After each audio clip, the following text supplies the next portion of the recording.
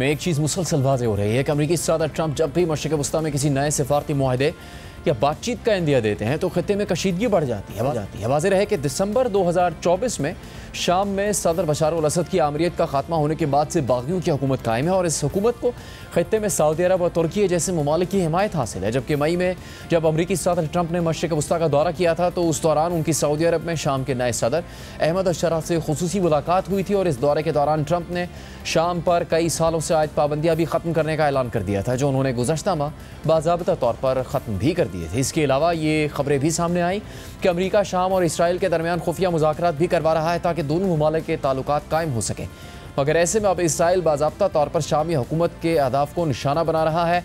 इससे पहले ट्रंप ने इक़्तिदार में आने के फ़ौरन बाद ईरान के साथ जौहरी मुज़ाकरात का आगाज़ किया था और इस सिलसिले में उन्होंने अपने अहम यूरोपियन इत्तेहादियों तक को बाईपास कर दिया था। मगर उन्हीं मुज़ाकरात के दौरान गुज़श्ता माह जून में इसराइल ने ईरान पर हमला कर दिया और फिर आखिर में ट्रंप के हुक्म पर अमेरिका खुद भी इस जंग में शामिल हो गया। फिर ईरान के साथ जंगबंदी हो गई थी तो ट्रंप ने ऐलान कर दिया कि इसराइल ने गजा में जंगबंदी की तजवीज़ पर इत्तेफाक कर लिया है, मगर जंगबंदी नहीं हो सकी। इसके साथ गजा में इसराइली जारहियत शिद्दत इख्तियार करती। एक बार फिर अमेरिका और उसके यूरोपियन इत्तेहादी ईरान पर जौहरी मुआहदे के लिए दबाव में इजाफा कर रहे हैं। हालांकि ये वही मुआहदा है जिससे खुद ट्रंप ने अमेरिका को एकतरफा तौर पर निकाल दिया था।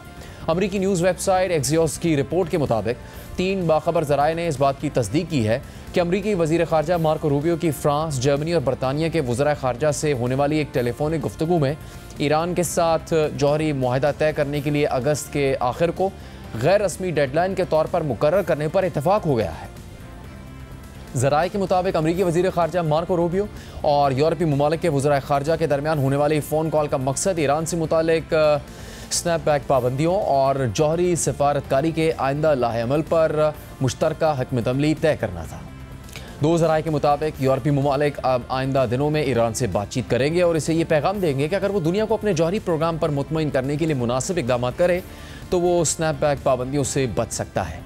रिपोर्ट में मज़ीद लिखा है कि ईरान और इसराइल के दरमियान हालिया जंग के खात्मे के बाद ट्रंप इंतज़ामिया एक नए जौहरी मुआहदे के लिए मुज़ाकरात दोबारा शुरू करने की कोशिश कर रही है।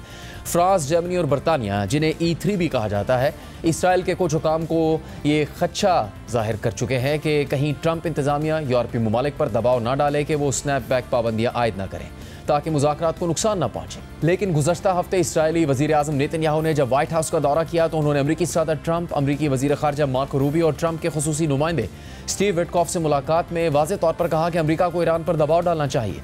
नेतन्याहू ने कहा कि ईरान को साफ बता देना चाहिए कि उनके पास वक्त कम है और अगर वो नया मुआहदा चाहते हैं तो फौरी कदम उठाएं, वरना पाबंदियाँ दोबारा लग सकती हैं। एक इसराइली एहलकार के मुताबिक हमें महसूस हुआ कि ट्रंप और उनकी टीम हमारी बात से मुत्तफ़िक हैं, जबकि एक आला अमरीकी एहलकार ने बताया कि ट्रंप इंतज़ामिया स्नैपबैक पाबंदियों के नफाज की हामी है और इसे ईरान के साथ मुज़ाकरात में एक मौसर दबाव के तौर पर देखती है। अमरीकी एहलकार के मुताबिक सदर ट्रंप ईरान की तरफ से मुज़ाकरात में ताख़ीर पर सख्त नाराज़ हैं। इसी तरह ट्रंप के खुसूसी नुमाइंदे स्टीव विटकॉफ ने ईरान को वाज़ेह किया था कि आइंदा तमाम बातचीत बराह रास्त होगी ताकि गलत फहमियाँ ना हों और अमल तेज़ हो सके। और फिर उसके बाद यूरोपीय ममालिक ने ईरान को मुआहदे के लिए डेडलाइन भी दे दी। बरतानवी अखबार दी गार्डियन के मुताबिक यूरोपियन यूनियन ने ऐलान किया कि अगर ईरान ने 29 अगस्त तक अपने जौहरी प्रोग्राम को महदूद करने के लिए कोई पेशरफ ना दिखाई तो उस पर अक़वाम मुत्तहिदा की पाबंदियाँ दोबारा लगाने का अमल शुरू कर दिया जाएगा। फ्रांस के वज़ीर ख़ारजा ने यूरोपीय वज़राए ख़ारजा के इजलास में कहा कि फ़्रांस और उसके इत्तेहादी मुकम्मल तौर पर हक़ बजानिब है कि वो इन पाबंदियों को दोबारा नाफिज करें, जिनमें असलहे, बैंक्स और जौहरी आलात की आलमी सतह पर तिजारत और पाबंदियाँ शामिल थीं जो 10 साल पहले हटा ली गई थीं। उन्होंने मज़ीद कहा कि अगर ईरान ने कोई वाज़ेह, अमली और काबिल तस्दीक कमिटमेंट ना की तो हम ये इक़दाम अगस्त के आखिर तक उठाएंगे। रिपोर्ट में मज़ीद लिखा है कि यूरोपीय ममालिक को ईरान के जौहरी प्रोग्राम से काफ़ी हद तक साइड लाइन कर दिया गया था, जबकि अमरीकी सदर ट्रंप ने गुज़श्ता माह ईरान की जौहरी तनसीबात पर हमले का हुक्म दिया और अब यूरोप की ये मदाखलत ईरान के मसले पर अपनी सियासी हैसियत दोबारा कायम करने की कोशिश के तौर पर देखी जा रही है। अगस्त के आखिर की डेडलाइन से एक ऐसा अमल शुरू होगा जो 15 अक्टूबर तक ईरान पर दोबारा पाबंदियाँ आयद करने का सबब बन सकता है। इससे 2015 के जौहरी मुआहदे पर दस्तखत करने वाले यूरोपीय ममालिक यानी बरतानिया, फ्रांस और जर्मनी को ईरान के साथ मुज़ाकरात में एक अहम एडवांटेज हासिल होगा। यूरोपीय ताकतें चाहती हैं कि अक़वाम मुत्तहिदा के जौहरी मुआयनाकार दोबारा ईरान में काम शुरू करें ताकि ये यकीनी बनाया जा सके कि ईरान अमरीकी हमलों के बाद अपना जौहरी प्रोग्राम दोबारा शुरू करने की कोशिश ना करे। वाज़ेह रहे कि 2015 के जौहरी मुआहदे के तहत तयशुदा तरीक़ेकार के मुताबिक मुआहदे में शामिल दीगर ममालिक चीन या रूस स्नैपबैक यानी पाबंदियाँ दोबारा लगाने के अमल को वीटो नहीं कर सकते। अलबत्ता यूरोपीय ममालिक चाहे तो पाबंदियाँ अक्टूबर से आगे तक मौखर कर सकते हैं ताकि मज़ीद मशावरत और बातचीत का वक्त मिल जाए। इसी तरह अमेरिका, जो 2018 में जौहरी मुआहदे से अलग हो चुका है, वो भी अब बरतानिया या फ्रांस के किसी इकदाम को वीटो करने का इख्तियार नहीं रखता और पाबंदियाँ दोबारा आयद करने का अमल अक़वाम मुत्तहिदा के चार्टर के तहत शुरू किया जाएगा, जिसके नतीजे में अक़वाम मुत्तहिदा की 6 करारदादें दोबारा खुद ब खुद नाफिज हो जाएंगी। इन करारदादों में एक अहम शर्त यह होगी कि ईरान को यूरेनियम की अफजूदगी और इसकी प्रोसेसिंग से मुतालिक तमाम सरगर्मियाँ फौरी तौर पर बंद करनी होंगी। एक और करारदाद ये लाजमी करार दे दी कि अक़वाम मुत्तहिदा के तमाम रुकन ममालिक ईरान को कोई ऐसा सामान, मवाद या टेक्नोलॉजी फराहम ना करें जो जौहरी सरगर्मियों या मिसाइल प्रोग्राम में इस्तेमाल हो सकती हो। यूरोपीय यूनियन ने ईरान को मुज़ाकरात के लिए डेड लाइन दे दी है, जबकि रिपोर्ट्स के मुताबिक ये डेड लाइन अमरीकी वज़ीर ख़ारजा की अहम यूरोपीय ममालिक के रहनुमाओं से गुफ्तगू के बाद सामने आई। लेकिन दूसरी तरफ अमरीकी सदर ट्रंप कह रहे हैं कि वो ईरान के साथ बातचीत करना चाहते हैं, लेकिन उन्हें बात करने की कोई जल्दी नहीं, क्योंकि अमरीका ने उनकी न्यूक्लियर साइट तबाह कर दी है। Iran, have you seen any progress in talks with Iran? We haven't really heard about that in a while. We want to talk. I'm in no rush to talk.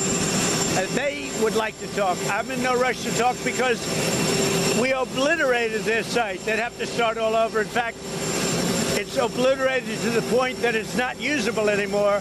They'd have to pick a different mountain. That mountain is so blown up inside and so unstable that they would have to pick a different mountain. Our people really did the job. ऐसे में अब Iran ने पेशगी शराइत के बगैर किसी भी तरह के मुज़ाकरात से इनकार कर दिया है। रॉयटर्स के मुताबिक ईरान की पार्लियामेंट ने कहा है कि अमेरिका के साथ जौहरी मुज़ाकरात उस वक्त तक दोबारा शुरू नहीं किए जाएंगे जब तक कुछ पेशगी शराइत पूरी ना हो। ईरानी पार्लियामेंट की जानिब से जारी इस बयान के मुताबिक जब अमेरिका मुज़ाकरात को एक ऐसा हथियार बनाता है जिसके ज़रिए वो ईरान को धोखा दे और सेहूनी हुकूमत के अचानक फ़ौजी हमले को छुपाए, तो ऐसे में बातचीत पहले की तरह नहीं की जा सकती। पहले शराइत तय करना ज़रूरी है और जब तक वो मुकम्मल तौर पर पूरी ना हो नए मुज़ाकरात मुमकिन नहीं। रॉयटर्स के मुताबिक इस बयान में ये वाज़ेह नहीं किया गया कि पेशगी शराइत क्या है, लेकिन ईरान के वज़ीर ख़ारजा अब्बास इराक़ची इससे पहले कह चुके हैं कि मुज़ाकरात से पहले ये ज़मानत दी जाए कि ईरान पर दोबारा हमला नहीं होगा। इसके अलावा आज ईरान के सुप्रीम लीडर आयतुल्लाह ख़ामनाई का भी एक अहम बयान सामने आया है। ख़ामनाई के वेबसाइट पर जारी एक एलामी के मुताबिक आज आयतुल्लाह अली ख़ामनाई ने ईरान की अदलिया के सरबराह और मुल्क भर के आला जजेस से मुलाकात के दौरान कहा है कि ईरान किसी भी मैदान में कमज़ोर फरीक बनकर दाखिल नहीं होगा। हमारे पास दलील भी है और दिफाई ताकत भी, लिहाजा चाहे सिफारती मैदान हो या मैदान जंग, हम हमेशा ताकत के साथ दाखिल होंगे।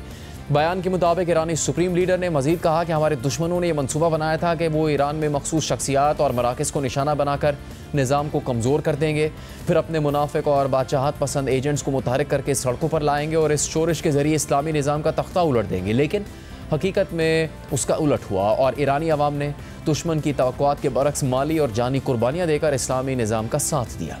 दूसरी जानिब गाज़ा में भी इसराइली हमले बिला तातुल जारी हैं और आज सुबह से होने वाले इसराइली हमलों में अब तक कम से कम 51 फ़लस्तीनी शहीद हो चुके हैं, जिनमें इमदाद की तलाश में खड़े 21 फ़लस्तीनी भी शामिल हैं जो अमेरिका और इसराइल के ज़ेर इंतज़ाम चलने वाले मतनाज़ इमदाद की तकसीम के मराकज़ में शहीद हुए।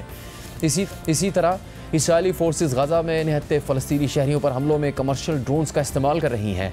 इस हवाले से अल जज़ीरा ने एक रिपोर्ट नशर की है जिसमें ऐसे हमलों की तफसीलात जारी की गई।